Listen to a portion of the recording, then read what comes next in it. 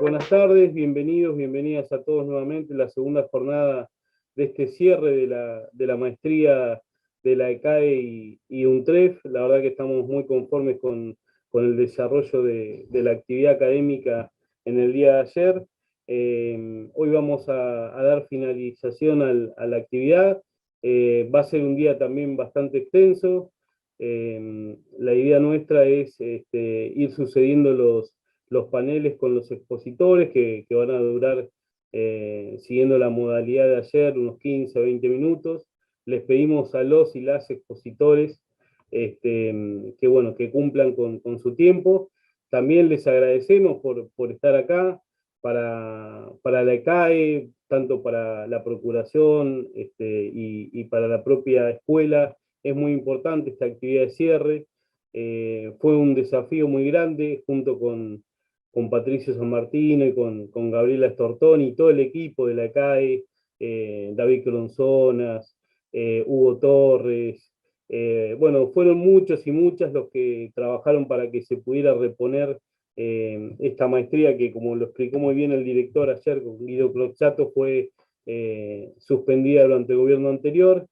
Había dos maestrías, quedó una sola que un poco reúne todo lo que es el abordaje del derecho público, el derecho administrativo, desde una mirada, no ya desde lugares distintos, sino desde una mirada integral que incluye y contempla todo lo que es derechos humanos. Lo han visto a lo largo de la jornada anterior, lo vamos a ver en esta jornada, lo pueden ver también reflejado en los programas de la maestría y también en el programa de especialización que tiene la ECAE. La idea de la procuración es integrar, como lo dispone nuestra Constitución, el ordenamiento jurídico con todas aquellas normas protectoras de los derechos humanos, y es ahí donde el Estado, y en especial los abogados que lo defienden, tienen que hacer valer la efectividad de esos derechos que están consagrados constitucionalmente. Así que bueno, yo como dije y prometí, voy a tratar de ser breve porque la jornada va a ser muy larga. Va a ser también muy rica para todos los que estamos acá. Les agradecemos a todas y todos los que están siguiendo esta transmisión por el canal de la CAE. Le voy a dar paso ya, sin perder más tiempo, a la primera expositora de esta jornada, con una charla magistral, que es la doctora Gabriela Stortoni, que además de ser una excelente docente y no, habrán visto que no hacemos un desarrollo curricular de cada uno de los expositores, porque realmente perderíamos mucho tiempo, porque tienen todos un extenso currículum. Bueno, les decía que Gabriela, además del currículum, es la directora, codirectora con Patricio San Martino de la maestría, y realmente es una de las que llevó en sus hombros con todo el equipo poner en marcha la maestría. Vamos a escucharla con atención en su faz docente y académica. Así que, Gabriela, bienvenida, esta es tu casa, ya sabes, y te vamos a escuchar con mucha atención. Te paso la palabra. Gracias. Bueno, muchísimas gracias por tus cálidas palabras, querido Pablo, que además somos bahienses. Así que venimos robándola desde un lugar bien lejano y desde la Universidad de La Plata. Bueno, la verdad que yo estoy muy contenta. Hoy es un día para festejar, ayer fue un día para festejar, y me voy a tomar solamente unos minutitos, unos breves minutitos para agradecerles a todos los que conforman la ECAE, y en primer lugar a quien me invitó a venir acá, que es a la doctora Rita Tanús. Y bueno, y después me fui encontrando con gente y con amigos, y como no voy a repetir a cada uno, pero Pablo, Guido, David, Hugo, Matías Copertari, que está atrás siempre de todas las clases. También es importante recordar a Mariana Vélez, que también nos ayuda, una chica muy jovencita, que la verdad que pone muchas ganas en que esto funcione. Esto no funciona si no somos un equipo. Y la verdad que conformamos un equipo, y obviamente con Patricio San Martino, que hace muchos años que nos conocemos y nos hemos reencontrado. Además de todos los alumnos, también quiero agradecer a todos los alumnos que siguen estando. Y quiero un segundito nada más porque yo quiero dedicar esta charlita, no pretende, te agradezco Pablo que hayas dicho magistral, es solamente algunas ideas, pero se la quiero dedicar a una mujer que estuvo con nosotros y que hoy no está, que es María Eugenia Galindo, y que nos ayudó a trabajar y seleccionar parte del grupo de alumnos, y que desafortunadamente nos dejó una mujer del Estado, una abogada del Estado, y bueno, dedicó esta charla de perspectiva de género a María Eugenia. Bueno, en materia de perspectiva de género, lo primero que nosotros tenemos que pensar es que parte de la idea de la violencia, o sea, estamos frente a situaciones de violencia desde el origen del mundo. ¿Por qué? Porque a través de las diferentes situaciones de violencia en relación a aquellos sectores desvalidos, logramos el sometimiento. Este sometimiento en materia de lo que tiene que ver con la perspectiva de género, tiene que ver con el manejo y la dominación del cuerpo. El cuerpo de la mujer y el cuerpo de los hijos. La propiedad se extiende.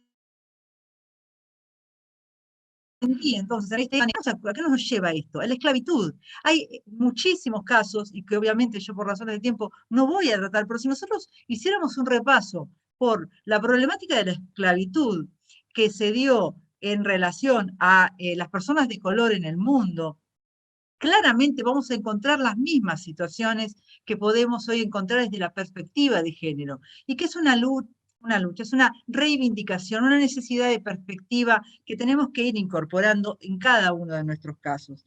Entonces, vamos a hablar desde la esclavitud, las personas de color, las mujeres, el colectivo LGTBIQ+, esto es ley, digamos, un colectivo de gente donde tenemos lesbianas, tenemos gays, travestis, transexuales, bisexuales, eh, etcétera, digamos, queers, ¿no? De nuevas formas que tenemos que empezar a incorporar en nosotros que somos más grandes, que a veces quizás no fue algo que nos enseñaron en nuestra educación, empezar a incorporarlo porque nuestros hijos van a ser o son quienes están vinculados y por lo tanto, y también nuestros alumnos, son quienes nos obligan a pensar desde ese lugar. Con mayor razón, si esto tiene que ver con la sociedad civil, con mayor razón cuando somos abogados del Estado o estamos trabajando vinculada a estas cuestiones. Perder esta perspectiva claramente nos hace imposible aprender sobre estas cuestiones. Y fundamentalmente grupos vulnerables, porque todo esto tiene que ver con grupos vulnerables. Entonces, a mí se me ocurrió una idea, no sé, creo que cuando uno estudia perspectiva, y yo estoy estudiando perspectiva, debo decirles, estoy haciendo un doctorado en el tema, es ponerse en los zapatos del otro. Entonces yo les invito que cuando se pongan en mis zapatos de mujer, en mis zapatos de gay, en mis zapatos de lesbiana o en mis zapatos de cualquiera sea la situación, de una mujer pobre que tiene muchos hijos y se encuentra en el conurbano bonaerense. Esto es perspectiva, es entender al otro y ponerse en el lugar del otro. Y esto es para un juez, para una autoridad pública, para un abogado, para un político, para la sociedad civil toda. Porque como diría Judith Butler, todas las vidas merecen ser vividas, son vivibles. Y entonces creo que esto es lo que nosotros, por lo menos en esta es mi idea de poder transmitirles estas palabras. La dimensión viene claramente más profundizada a través de Jus Cogen y en lo que nosotros vamos a llamar, o por lo menos yo voy a llamar, tiene cierta controversia, el derecho de la convencionalidad. ¿Y esto qué significa? Después de la reforma constitucional y antes para algunos autores también, como el profesor Salomoni, que fue mi mentor, existían, o existen, perdón, tratados internacionales que primero reconocían los derechos del hombre, pero luego empezaron a reconocer los derechos de todas las minorías o de aquellos grupos que estuvieran desclasados. Así es como aparece el 75, inciso 22, e incorpora a la Ley Suprema de la Nación los tratados de derechos humanos. En relación a lo que es la perspectiva de género, claramente no nos tenemos que partir de 1979 con la CEDAW, y decirlas en inglés, que están diciéndonos que toda forma que implique una discriminación en relación a la mujer debe ser eliminada. Esta no discriminación va a tener una impronta muy importante luego, tanto en la jurisprudencia de la Corte Interamericana como en la Corte Suprema de Justicia de la Nación. El segundo de los instrumentos que me interesa comentarles es el de Belén do Pará o el Tratado interamericano, la Convención Interamericana, que también erradica todas formas de discriminación. Y en este punto aparece un instrumento que me interesa plantearles, que es la diligencia debida. Esto es, ¿qué es lo que tiene que hacer un Estado para evitar estas formas de discriminación contra la mujer?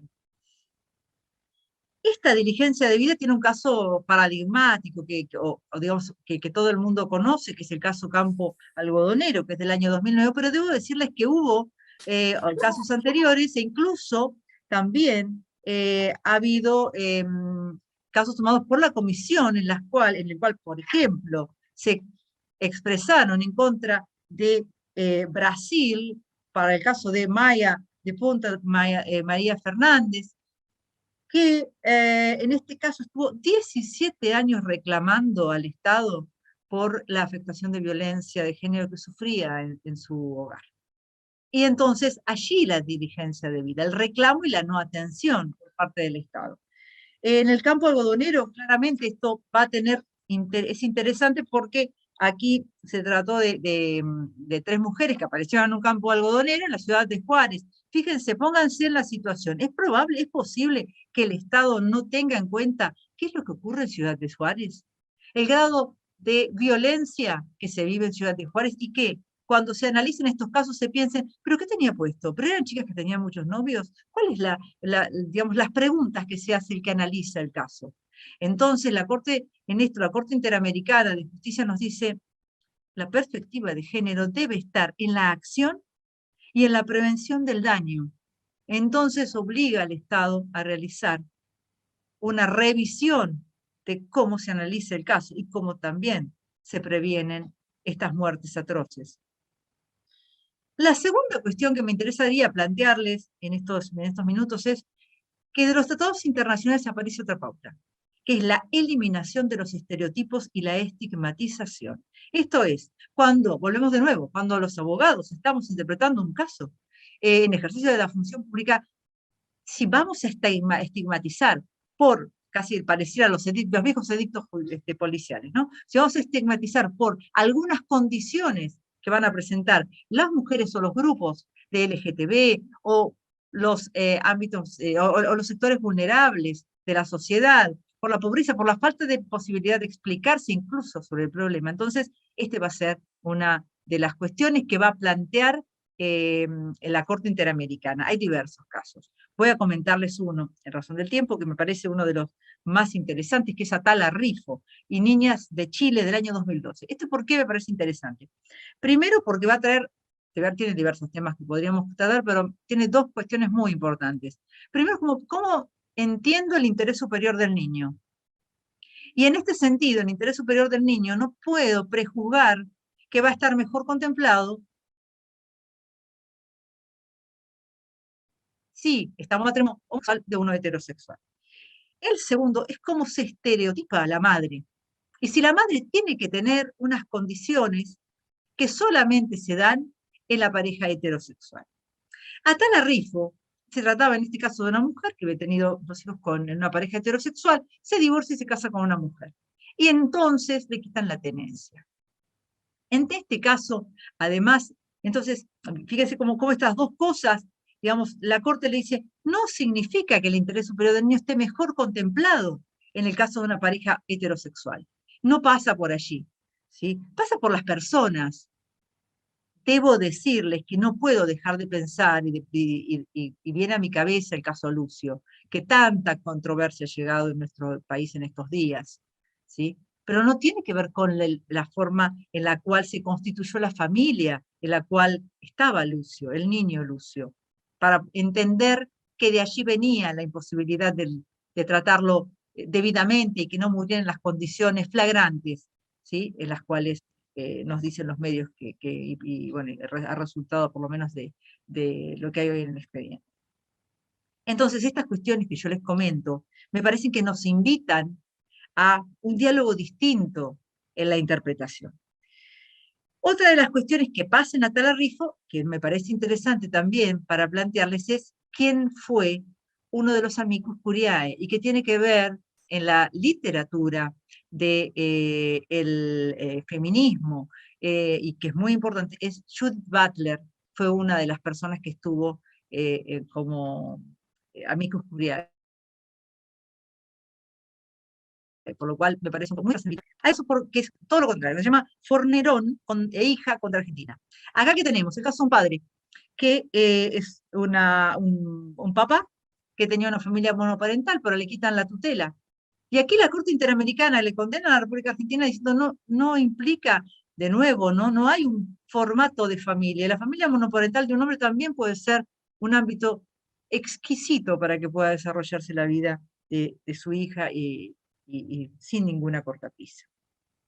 Otra de las cuestiones que van a surgir de los tratados internacionales es la interseccionalidad. ¿Esto qué significa? No puedo analizar ni entender la problemática de la perspectiva de género teniendo solamente una cuestión, el hecho de ser mujer, sino que a veces se van a dar diversas cuestiones en conjunto. Puede ser una mujer de color, puede ser una mujer pobre, puede ser alguien que tiene la asignación de sexo femenino, por lo cual vamos sumando otra cuestión de discriminación, y a veces vamos a encontrarnos con que las discriminaciones por interseccionalidad van a concurrir diversos flagelos e interpretaciones que realmente son, no solamente las condenamos, sino que existe una opinión consultiva que les recomiendo, que es la 24 del 17 de la Corte Interamericana, la cual debemos entender para aplicar como lo que se llama, hoy diríamos, soft law. En el ámbito local tenemos diversas leyes que van a estar contemplando la perspectiva de género, pero voy a hacer mención a 2 o 3 cuestiones por razones de tiempo. En primer lugar, la ley 26.485, claramente, ¿sí?, una ley que nos va a proteger en forma integral para prevenir, sancionar e erradicar la violencia contra las mujeres en las relaciones interpersonales. Hay una calificación muy interesante en los distintos tipos de violencia. Alguien pensaba hace un tiempo que podía haber una violencia obstétrica, y que, por ejemplo, si esto se lo trasladáramos a Perú, donde hubo un caso de una chica con síndrome de Down, la cual fue pasible de que la esterilizaran por el hecho de que tenía una discapacidad. Y esto no es violencia obstétrica, además de la violencia en los derechos vinculados a este grupo. La deshonra a través de también la violencia que se puede dar en el espacio público, y también la mediática, que a veces las violencias no son tan claras vinculadas a golpes y, digamos, y afectaciones personales o en la integridad física, pero que pueden llegar a herir de la misma manera y también a generar la cultura de lo que se llama la cancelación. La ley Micaela se va a sumar también en este esquema que nosotros tenemos. ¿Y por qué me interesa tocar ahora la ley Micaela? Porque la ley Micaela tiene vocación de formación de todos los recursos y de todos los funcionarios públicos que estén en todos los ámbitos administrativos, judicial y también en el legislativo. ¿Por qué es importante la ley Micaela? Porque visibiliza a la mujer y visibiliza al género como una de las cuestiones que debemos tener en cuenta en cada una de las acciones que vamos a tomar en todos los órdenes, Sensibiliza. Por lo tanto, un juez cuando interpreta debe pensar desde este lugar, ponerse en los zapatos de él. Esto también lo vamos a tener con la 26743, que es una ley complementaria, que nos va a permitir, por ejemplo, la posibilidad de que haya habido un dictamen de la Procuración del Tesoro de la Nación, Jerónimo Carolina, que permitió el DNI no binario. Fíjense qué interesante en este punto, o sea, cómo va de alguna manera creciendo en esta, digamos, esta multiplicación, ¿no?, de derechos fundamentales, diría Luigi Ferrajoli. Otra de las cuestiones interesantes que vamos a tener es cómo cambia la prueba, el principio de las cargas dinámicas. Lo dijo ayer Patricio, que apareció por ahí, mi querido codirector académico. Lo dijo ayer con toda la cantidad de fallos que ha sacado la Corte, Hoffman con Valdés, Goschau. Estamos hablando de que no puede haber discriminaciones de ninguna naturaleza. Correcto. Y Pericori contra CAF, en un distracto laboral, claramente también va a decir que es discriminatoria, entonces voy a dar vuelta a la prueba. Y le voy a exigir a que ha afectado o ha discriminado, me pruebe ¿Por qué esa es la mejor manera? ¿Por qué atiende al interés público? En otros casos que tenemos, digamos, siendo ya cada vez nos acercamos más al derecho administrativo, ¿no? Con estas normativas, vamos a ver que entonces el derecho administrativo va a empezar a estar siendo interferido por la perspectiva de género. En materia de empleo público tenemos diversos casos. Me interesa comentarles uno de junio de este año, con un voto de la Sala 1 del Contencioso Administrativo, ¿sí? Del juez Facio, que me parece muy interesante, vinculado a el empleo público y la terminación laboral de una empleada que se encontraba transitando un embarazo de riesgo. No obstante eso, la dejaron sin trabajo. Y lo interesante del fallo, que no voy a dar detalles, pero es que pone por delante la perspectiva de género y el cuidado a una mujer embarazada sobre algunos principios de derecho administrativo que están vinculados a la revocación de los actos ilegítimos y el conocimiento del vicio. No me voy a detener en ello, pero me parece una buena interpretación de cómo existe una interferencia en este sentido, a no ser indiferentes a la sensibilidad. Otra de las cuestiones es responsabilidad del Estado, supóngase en una concesión. También hubo un caso muy interesante de la violación de unas niñas en un cuadro de estación ferroviario. ¿Y cuál era el problema? Que allí no había la suficiente, en el espacio público, la suficiente luz para que pudieran ellas caminar. Entonces fueron víctimas, el ámbito les permitió ser víctimas de la violación. Y entonces encontró también esta sala, con voto también de Facio, encontró razón en que había una responsabilidad. Fíjense, empleo público, responsabilidad, hablamos de discriminación, acto administrativo. También diríamos en contrataciones, podemos decir que existe un contrato administrativo en el cual el particular, la empresa, no cumpla con las reglas vinculadas a la afectación de género, la perspectiva de género, que, por ejemplo, tenga una fábrica o un emprendimiento de infraestructura de una obra pública, para ser más claros. Y al lado se establece un ámbito de trata, al cual los empleados van y toma conocimiento. ¿Podría llegar a haber digamos, una intervención estatal en este tipo de cuestiones cuando hablamos de integridad? Ayer lo mencionó Luis Villanueva. Me parece que es una de las cuestiones que en contrataciones deberíamos analizar. Y la infraestructura con perspectiva de género, claramente. Esto nos lleva entonces, para ir cerrando, a la perspectiva, a una visión transversal. ¿Esto qué significa? La perspectiva de género, que nos obliga a que el Estado tenga esta dirigencia de vida, a que no estereotipe, a que nosotros tratemos de entender cada una de las cuestiones que se van a ir suscitando, implica un corte transversal de todas las materias que nosotros vemos. Eso lo decimos siempre con Pablo, con Patricio, en las clases, con David, que no existe un derecho administrativo sin una perspectiva de los derechos humanos. Y les digo, tampoco sin una perspectiva de género. Por ejemplo, dos cuestiones, el presupuesto y el lenguaje. A los más grandes nos cuesta el hablar, y digamos, de lo les. Todavía nos cuesta, pero creo que es un desafío que tenemos que tomar. El Banco Central de la República Argentina ya lo está aplicando. Y esto me parece que es importante. Para cerrar en esto, entonces, digamos, perdón, y el presupuesto también, el presupuesto con visión de género, creo que no lo dije. Mi última pregunta para analizar, y que quizás es la más compleja para mí entender y la que estoy estudiando, debo ser sincera, es la base del derecho administrativo. Si la base del derecho administrativo es una tensión entre prerrogativa y garantía, en base a un sistema machista, no masculino, voy a correr lo masculino de lo machista, estamos hablando de un paradigma muy puntual.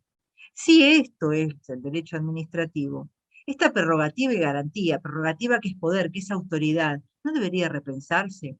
Hablábamos con Patricio el otro día, él me dice, bueno, este caso ATE.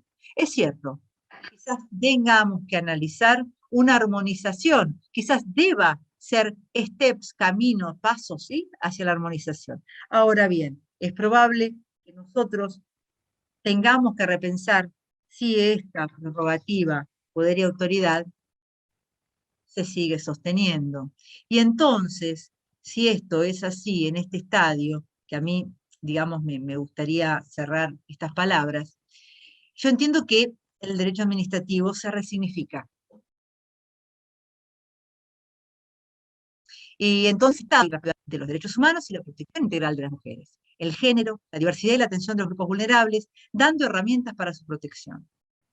Tiene que ver un derecho administrativo desde la solidaridad y de la fraternidad, donde, como les decía anteriormente y decía Judith Butler, todos seamos duelables, todas nuestras vidas valen, todos somos dignos. Entonces, creo que en esto, para terminar, voy a recordar a Martin Luther King, quien